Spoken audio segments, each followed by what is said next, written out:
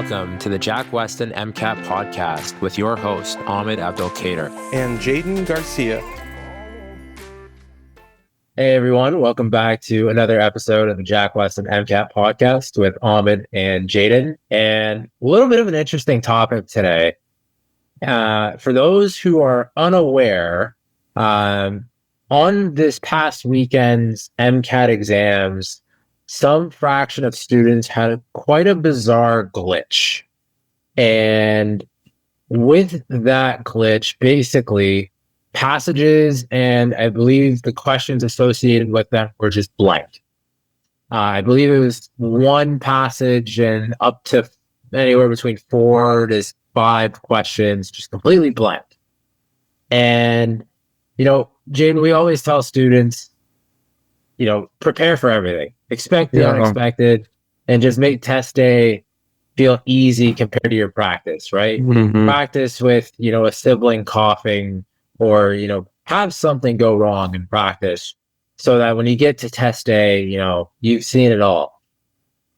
I don't know that we can really prepare for this though. Yeah, no, you can't, to be honest. I mean, as much as you try and do those things and put yourself in a position where the test is a little bit different every time as far as your surroundings, nothing is going to completely prepare you for these type of experiences. And fortunately, this is a rare occurrence. But first of all, my heart goes out to all those test takers because there's a lot of pressure behind this exam. You could have, for 20 plus years, you've put in work to take a test that in a grand way impacts what happens to your future. And to have something go wrong like that, my heart just hurts for those who were impacted in a negative way. And I think hopefully in this episode we can kind of talk about how you can spin it even in the future on interviews and whatnot as a learning experience. But yeah, I just, when I heard about it, Ahmed, I was amazed. Yeah, and I think, there's so many angles to approach this from, but I think for context, it might be helpful to start with, how is the MCAT score, right? And then that can give us some context for how do we address this single passage. And so I'm going to preface this by saying neither of us work for the AAMC, so we've never sat in on these internal meetings, and it is very much a black box. But there's a lot of information that we do know that can be helpful. For starters, there's lots of different combinations of exams. It's not, it is finite, but it's not, a short list of 4 or 5 exams that just get recycled. It's different combinations of passages, different combinations of discrete questions, and all of those combinations have a predetermined scale based on historical performance on the exam. Not all of the questions, though, actually get factored into the score, which I always thought was a myth, but the AAMC actually kind of confirmed it in an email that was sent out to some of my students. Basically, they're what we call experimental passages, where the AAMC is basically just testing them for future iterations of the exam where they may actually count. And so that could be, and again, I'm not certain of this, but that could be a large part of why some students think they did quite poorly and then they end up doing fine, whereas some students think they did quite well and maybe they don't do as well. It may just come down to, did you get a lot of those experimental ones right or wrong?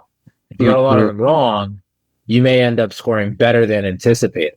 But if you got a lot of them right, you may end up scoring worse than anticipated, which, and we'll get into that later, but just some context there for what actually happened. And so from what I've heard from my students, it was one of those experimental passages that was quote unquote breached, as the AAMC put it, which means it wouldn't have counted towards the score anyway. But that doesn't really mean much to a student in the moment. Me personally, when a student emailed me about it, I was like, I don't know how I would have responded. Because I like to think, I can keep my composure and things like that. But, especially if you're, it was an April 13th or an April 12th exam, you likely you don't have a ton of time to retake for this application cycle. And so for a lot of people, they're kind of going in saying, this is it.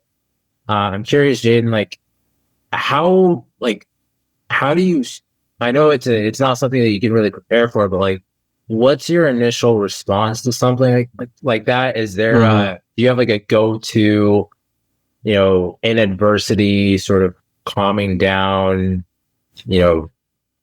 process that you follow? How would you just respond to something that bizarre? Yeah, I mean, it's a great question, Ahmed. I'll start by saying I think this journey into medicine has a lot of these moments with unknowns, and they only become more abundant the more experience you get in medicine. So a pre-med student should see less of this problem than a medical student, who should see less of this problem than a resident, who should see less of this problem than an attending faculty member. And so it's unfortunate in some ways that pre-meds were exposed to this type of high stress moment, but in reality, they're not going away. And in fact, they'll become much more common in medical school and beyond. I think back to a few months ago, I was taking care of pediatric general surgery patients on one of my rotations. And, it was 2 or 3 a.m. I got a page. I was sleeping, which is kind of a rarity on call, but I actually had some time to lay my head down. And I got a page that one of my patients was having some troubles with his saturations. It was like a 18-month-old that had a congenital diaphragmatic hernia, which is a really big deal. And he had just had it repaired, and he came out of the OR a few hours prior. And I got to the room, and right off the bat, I knew something was off with this kid. But, general surgery is not really my specialty. Head and neck surgery is. But I think any doctor who graduated medical school would be able to say, something's off with this kiddo. And in a matter of a couple of minutes, all of a sudden, this patient, their oxygen saturations drop from 95, which is normal, to 90, and then 80, and then 70, man, and then 60. And that is a very low saturation. If you think back to the lesson we had for our listeners, Ahmed, when an oxygen saturation is at 60, the arterial oxygen content's so low. Yeah. And within seconds, we're down to 50s, 40s, 30s. At not room temperature, at sea level or next to sea level altitude is kind of wild. Even at thousands and thousands of meters or tens of thousands of feet, right? You can get up to 15, 16,000 feet. Right. Still have 55 to 60% saturation. Right. Right. Exactly. And so I think this was indicating to me this is really bad. Right. And of course, in the moment, you're starting to panic because you've never seen this. I've never seen a kid drop down to the 20s and literally starts turning blue. And to answer your question, I'm sorry this was a long-winded way to do it, but it was the first time I was in a very scary situation. And I'm sure there are things I could have done differently in the moment, but to answer your question, I had to think about, in that very moment when there's so much commotion, so much going on, of course, the nurses are freaking out. At this time, we've called what's called a rapid response, which starts gathering a whole bunch of troops, but they're not there yet, right? It takes time. And it's just me. And I hadn't been graduated from medical school that long. But my advice to the students listening and the advice I kind of had to give myself and coach myself through at the time is like, focus on what you can control and really dumb things down.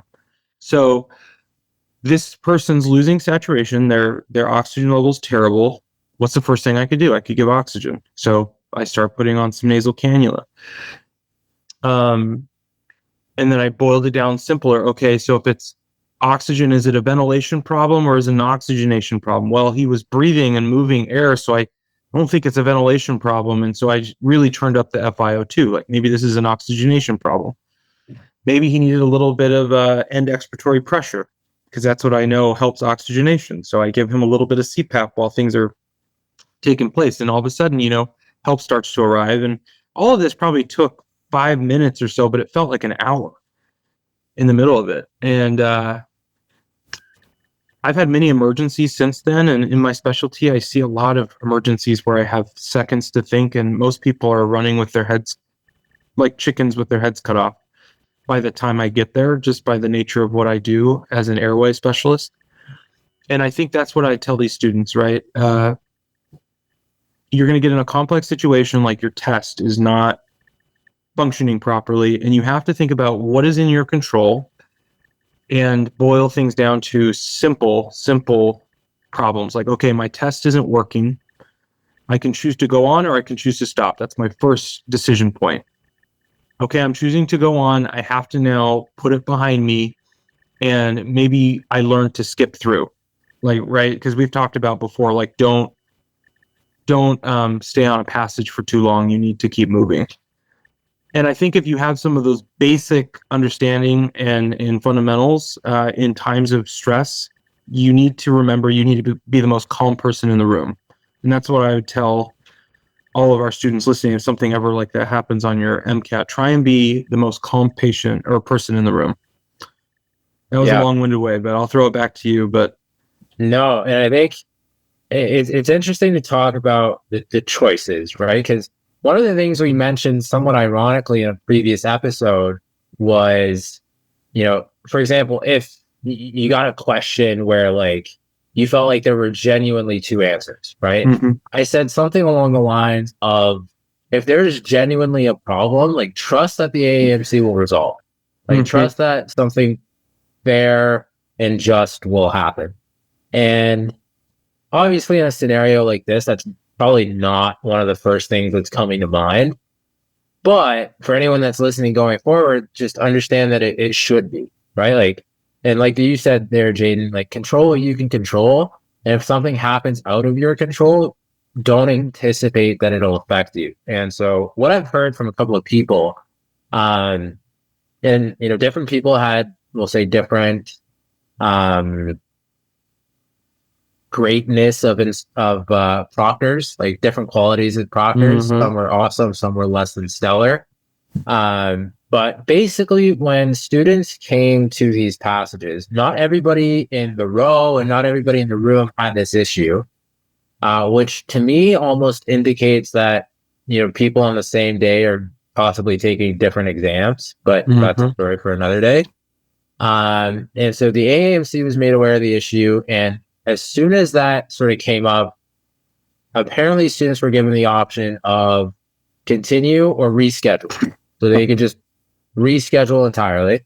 And then after that, they were emailed, and I think they were given until April 18th to decide if they want to score or void the exam, which is a decision that you usually have to make as soon as you're done.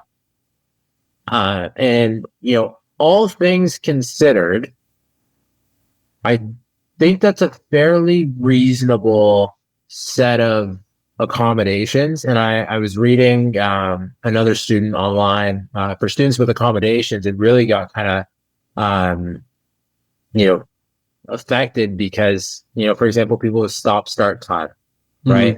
Somebody sees that, they might use their stop-start time because they have no clue what's going on, right? And then now, from what I heard, this, for some people, this was in the Chem Phys section. Other people, this was in the Biochem section. Oh, wow. But like, it's for people with accommodations, sometimes they're testing over 2 days, right? Exactly. And so regardless which section it was, that's your first section of the day. if you're testing over 2 days, right? And it's just, it throws you off. Like, and it's, even if you're like, okay, I got to move on. Like, it's always just an intrusive thought. But, curious, your thoughts, Jayden, on like how, if you worked for the AAMC, like what is your, how do you most ethically, address the issue? And this is a sweet MMI type question for our listeners, but it's actually like, it clearly has real world relevance. Curious what you think. So I'm going to answer this in kind of an MMI fashion, as you said, Ahmed, and give a little tips along the way for our listeners, little nuggets to MMIs.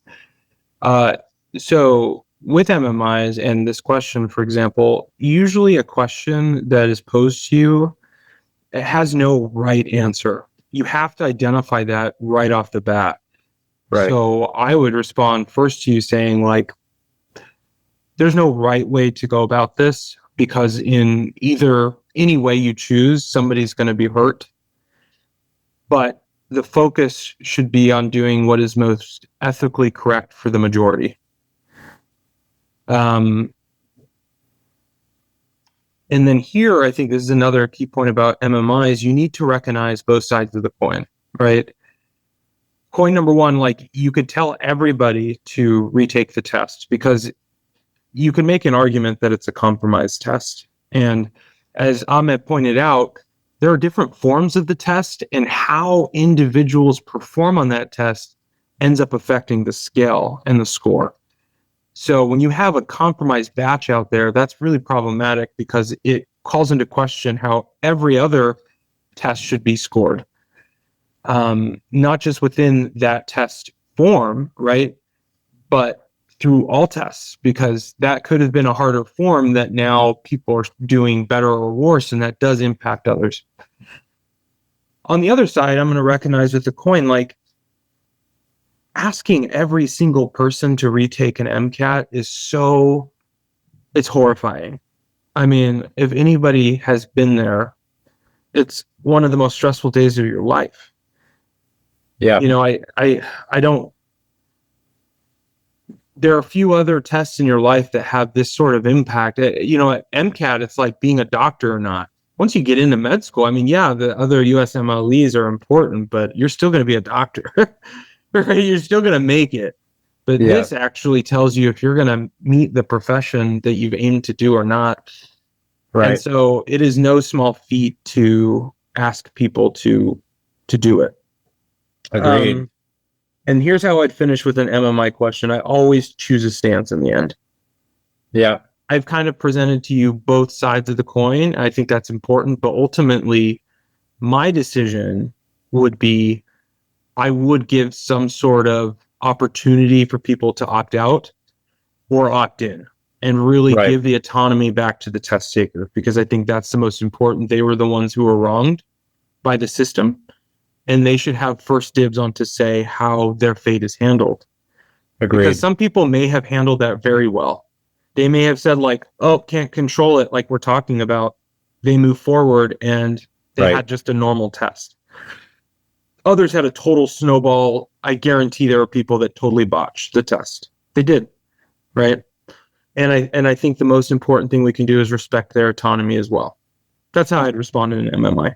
Yeah, and I think options is really important in a scenario like that, both from the MMI standpoint, but also like specifically in this example, because like there's people that take time off work to study for this exam.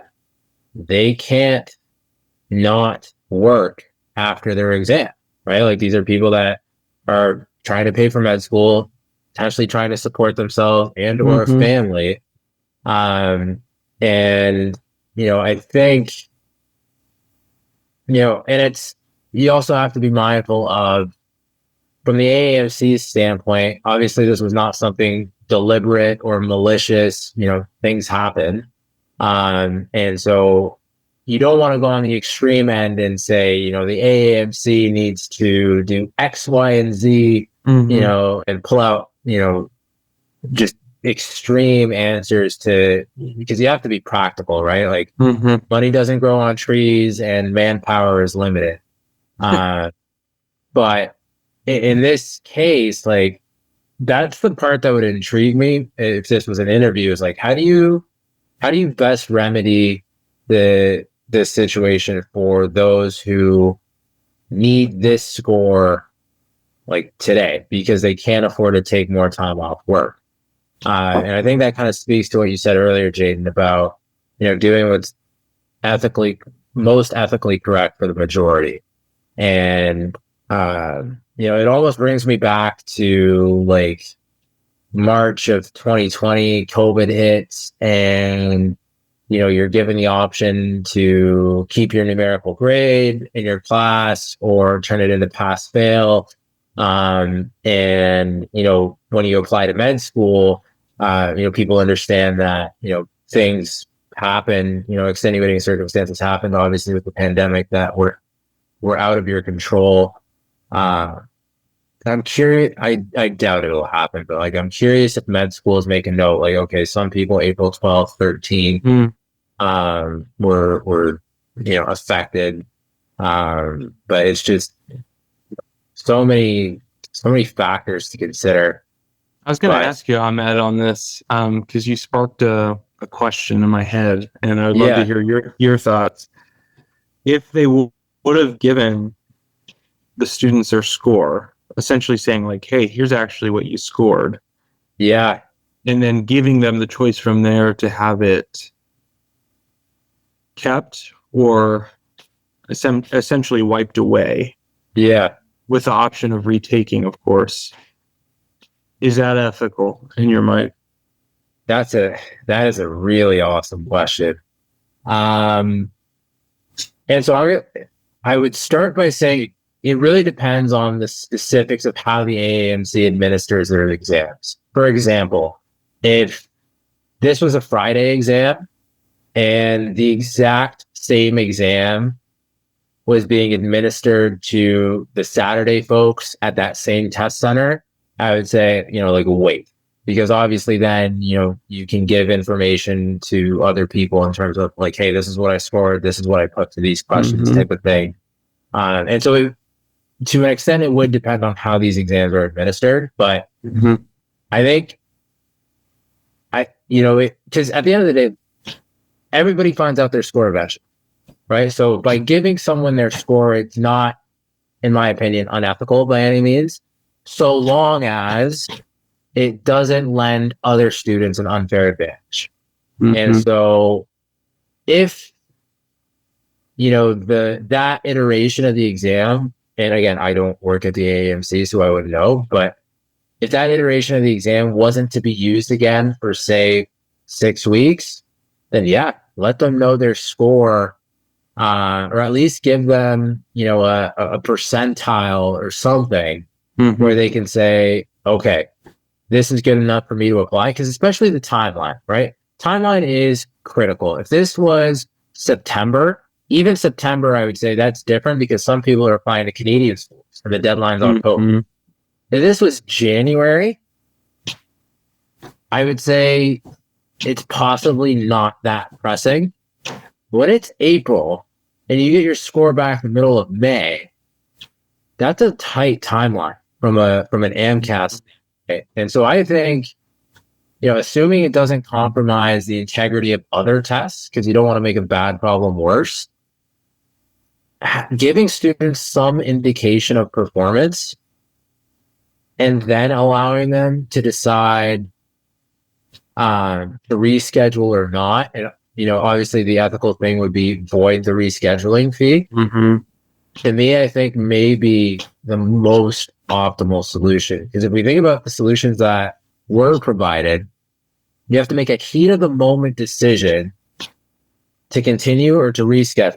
If you choose to reschedule, you get, I assume, like a free reschedule. But if you keep going, I guess you lose that choice, if I understood correctly, which is an unfair situation to be put in. Like, that's a significant decision with major ramifications and repercussions that I think, you need time to be able to, address. Or even like, I think the best solution would have been, as soon as that happens, the proctors identify which students are affected, stop their tests immediately, bring everybody together, discuss what happened, discuss that those passages are not going to be part of the score, to completely ignore them, and some reasonable amount of time should be added back to their tests, whether that's 3 minutes, 5 minutes. And, you know, that is a gray area because, again, you don't want to give those students an unfair advantage. But we always say, like, communication is everything. And I think, you know, as soon as that happens, like, even if that means everybody in the room's tests are paused until you identify who's been affected and who hasn't, whoever isn't affected, life goes on, keep going. But I think that's another option as well. But yeah, I think to just say, okay, right now, you can keep going and reschedule. If you keep going, we'll give you extra, you know, a couple extra days to decide if you want to avoid it or not. Like, I think in that piece specifically is just silly. Like, what's going to change between today and April 18th that's going to make me say, you know what? Yeah, let's void it. Like, I'm not going to know how I did in that time. If anything, I'm going to end up overthinking how I did. That's what's going to happen. Right. Like, anybody who knows this process, maybe we ought to do an entire episode of like post MCAT feels, you know, because it's a thing. You start to second guess it. And I guess that I 100% agree with you. When you start to allow your decision to be impacted by these post MCAT feels, I do worry what that would do, right? Because all of us probably, even when you do well, you feel terrible afterwards. That's just, I got really nervous when students would tell me they absolutely crushed it after the exam. I did find that those students, most of them, now some really did just crush it, but most of them actually didn't do as well as they thought. And usually it was the students who were like, I just don't know how I did on that, ended up crushing it. And I think I would worry, to your point, nothing's going to change except you overthinking it. Yeah. And that's probably going to lend to a lot of people canceling tests when unnecessarily, maybe. Yeah. No, and it's like you said, like there's not going to be a single perfect solution, but yeah, it's an unenviable position to be in. And like, on the note of like how you handle post MCAT, like I was very much the opposite of a rip the Band-Aid off type of person. Like, some people just open a tab, see the score. All right. I was not that. I was like hand over my eyes. Oh, like, I'm a hand person too. Yeah. Like I even, when I took the preview exam, which was like the multiple choice AAMC version of Casper, basically another situational adjustment test, I needed it to apply to a particular med school. When the score came out, I had my sister come in and say, listen, was it over a 6? Just tell me, was it over 6? And she said, yes. And I was like, okay, all right, rip the Band-Aid off. What was it? And even like in high school, like I had my guidance counselor tell me my SAT score. Like, does it start with a 15? If it starts with a 15, all right, rip the Band-Aid off. If not, give me a minute. And I've always been that way. But yeah, like I guess to wrap up, like, because some people have to make that decision. Like, do I score it? Do I void it? What advice would you have for people in that situation, the people that chose to continue with the exam, not reschedule, and now face a decision whether to void or not? And specifically, for those that are applying this upcoming cycle, I think if you're applying in a later cycle, it really, like, if you have the means to test again, potentially, it makes perfect sense to score it. But yeah, especially for those tests or applying this upcoming cycle, like, what would your advice be, and would it differ based on how many times they've already tested?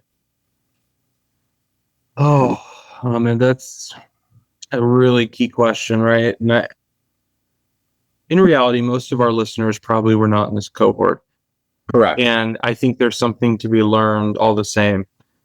Every person listening to this who will take this exam will have the same question. It just may not be a delayed opportunity, as you mentioned earlier. Everybody is going to have to click that final question. That my tutor, when I was, studying for the MCAT, said it's the most important question on the test. Are you going to score this, or are you going to avoid it? Yeah. And he told me he was this close to clicking the void, and he scored a 522. Yeah. Wow. Which, I mean, I still believe is close to the 100th percentile. It certainly was when he took it about a decade ago. Yeah. And the reason I tell our listeners that is some people do void their exams when they absolutely should not have. And I think it's a hardier question. And here's a few thoughts. How did that exam feel compared to others? Yeah. I expect it to. Just like I told you, students who would call me afterwards oftentimes would not just say, it felt fantastic. I expect it to feel a little different. There's more weight behind it than any other test. Sure. Yeah. But are you someone who always was good on your timing and then you found yourself constantly behind the entire test, right? That's such a dramatic change to how you were doing your practice exams that I would worry. Are you somebody who was consistently scoring similar prior to the exam, right? If you were somebody who was all over the place and then you had this terrible thing that we've talked about today happen, I would be a little worried, right? Because why would I assume that this mess up would be one of your better ones?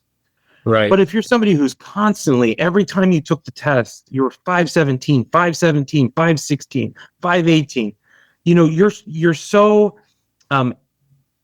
precise, right? Accuracy versus precision. You're so precise that I would really doubt that unless you had a total freak out moment that this would be any different. So I'd probably say you should score it. But if you are somebody who was 502, 520, 510, and the test didn't feel that well, I'd probably say it's reasonable to void. Right. If you were somebody who was on the cusp, right? Like you're like, okay, I'm constantly at 508, 508, 508. And I know to give myself a good shot at med school, I need to try and get a 509 or whatever it is, right? You know your target schools by this point. I would say maybe wait. Yeah. If you're well above your range and you had some wiggle room, like you're scoring 524, 524, I imagine you have a few points to shed and still be just fine. Yeah.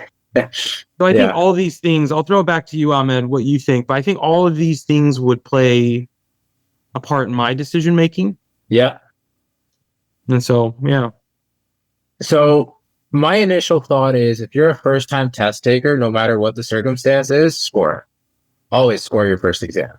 Because, how are you going to know what you need to get better at, right? Because, in all due respect to the practice exams, you can immediately see what you got right or wrong in addition to your scaled score. You don't get that with the real exam, right? So I think if you're a first-time test taker, literally does not matter, score it.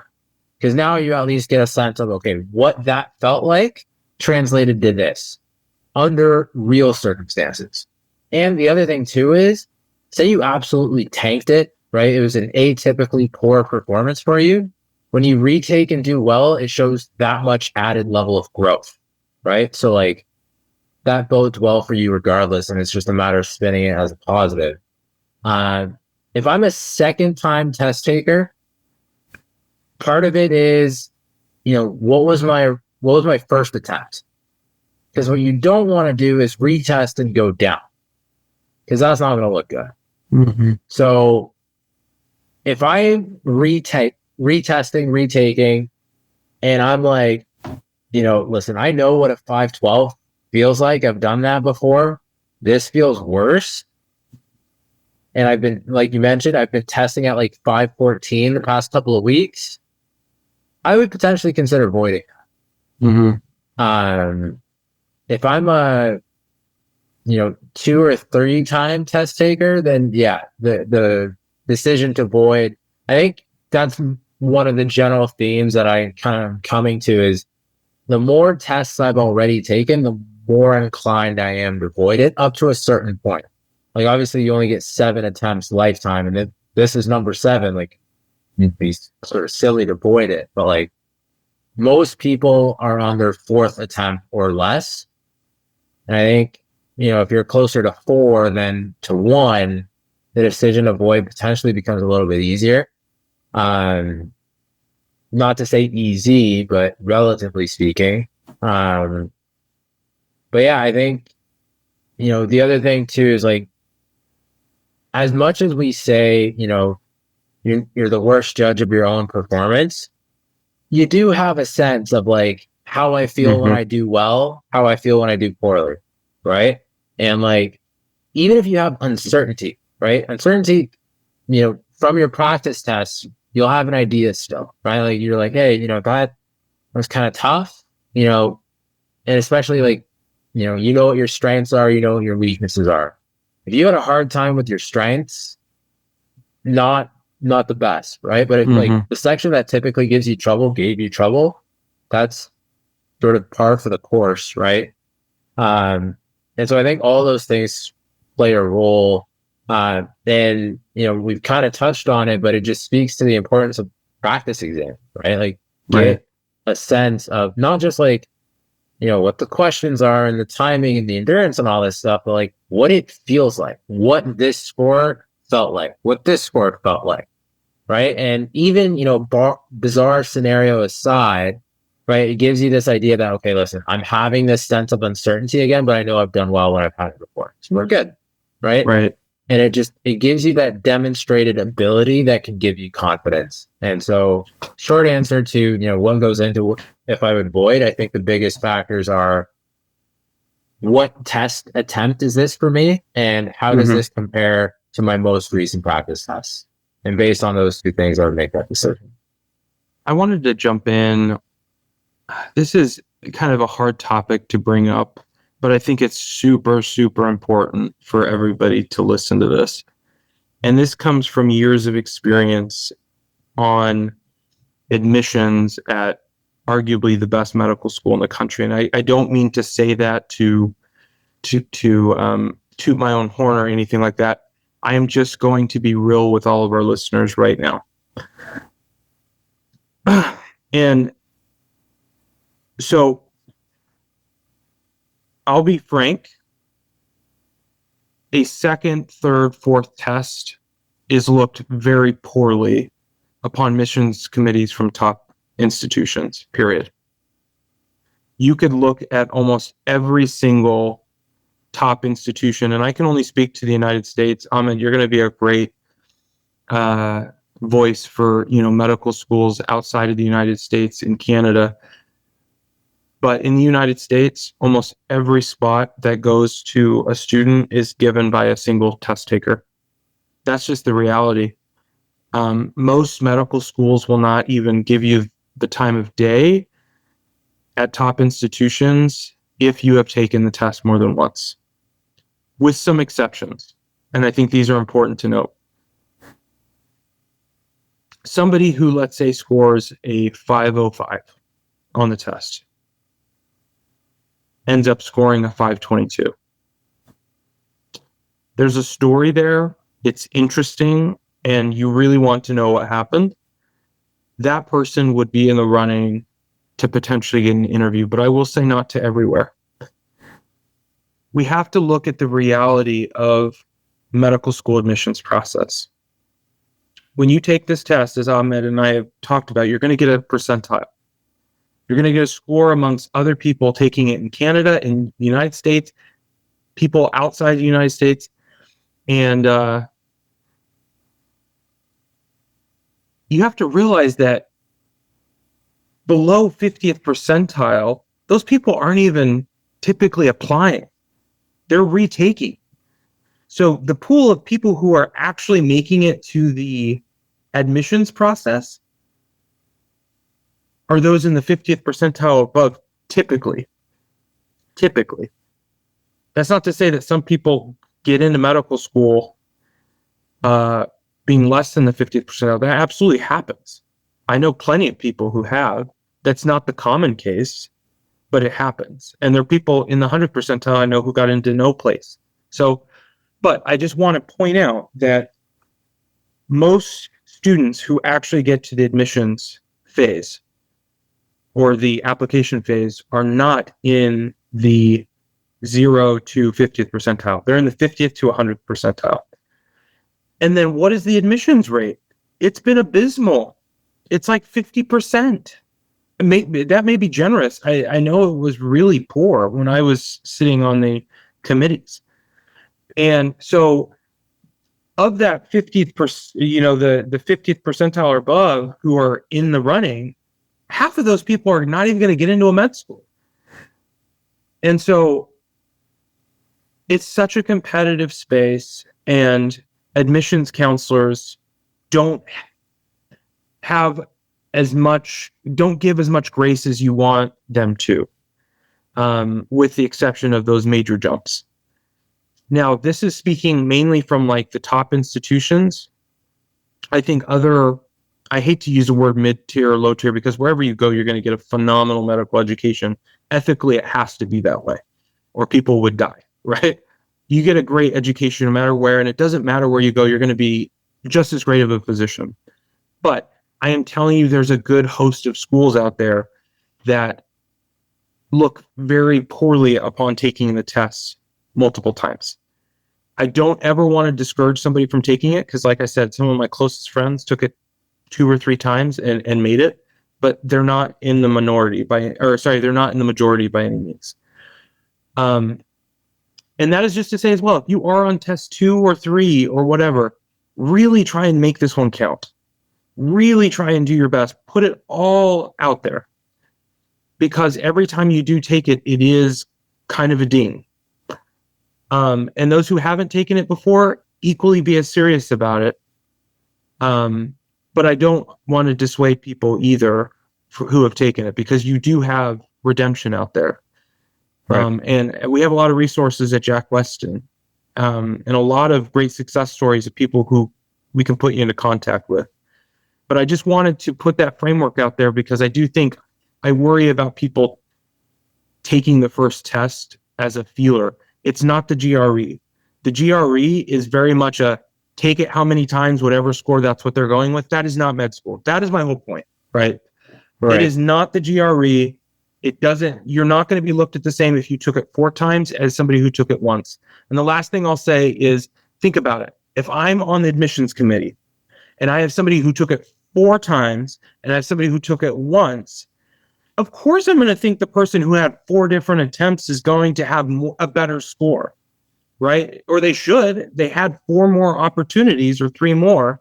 They had more time than the person who took it once. Because in reality, all of us should score higher if we put in more work over time. Right. And so, Ahmed, any last thoughts on that? But no, I think, you put it, very straightforward there, Jayden. And, obviously you would have more expertise on that than I. I've never sat on an admissions committee, so I wouldn't know. But yeah, I think the moral of the story there is take it seriously, but it can also just give some additional backdrop to like the kind of pressure the students that were affected by that glitch were really under. And so to echo what you said there at the beginning, Jayden, best wishes to everyone that was affected by that glitch. And I hope, for those who chose to score their exam, that they are, rewarded for their efforts and that things work out the way. Hopefully they, to the extent that they earn, like somebody that's worked really hard, I hope, that effort sort of, pays off and results in the score that they're hoping for. But yeah, I think, that's a perfect place to wrap up is, obviously take this exam seriously, but at the same time, understand that, things happen and when it is out of your control, trust that something will be done to address it. Okay. Always, and this, goes beyond the MCAT, just control what you can control. And if you can't control it, don't worry about it, because thinking about it isn't going to make anything any better. And obviously that is easier said than done. But I think, again, for those listening who have yet to take this exam, now you've heard about this happening. Is it going to happen on your exam? Almost certainly not. But you're aware of, all right, things have happened to other people. I just understand the recurring message of just control what I can control.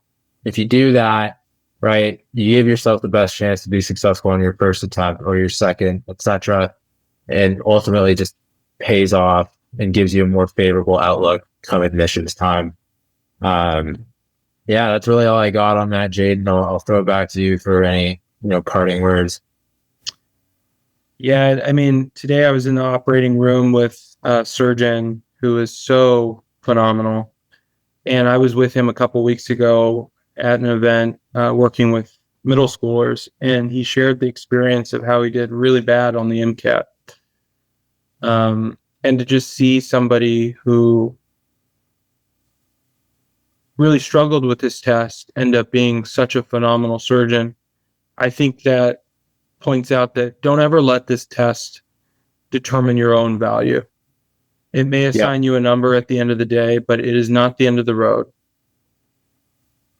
You can be an excellent surgeon, internal medicine doc, dermatologist, you name it, even if this was a barrier for you. So we hope by listening to this podcast, using our resources here at Jack Westin, that we can really boost your scores to augment the experience. But at the end of the day, don't ever let this determine who you are. Because if you talk to the surgeon I was with today, looking back, it means nothing. He's made it past this, and so will you. So, yeah, I think that's well said, Jayden. And hopefully our listeners can carry that with them going forward. For those who are yet to test, all the best in your upcoming exams. For those who have just tested, celebrate the fact that you're done. And regardless how it turns out, there's something to be said for putting in the effort and putting yourself in a position to take that exam. And so heads held high, and until that score comes back, live your life, be free, and we'll cross that bridge when we get there. But for now, that's all we've got for you folks. Have a wonderful rest of your upcoming week. For those who are yet to test, happy studying. And we'll see you guys on the next episode of the Jack Westin MCAT Podcast.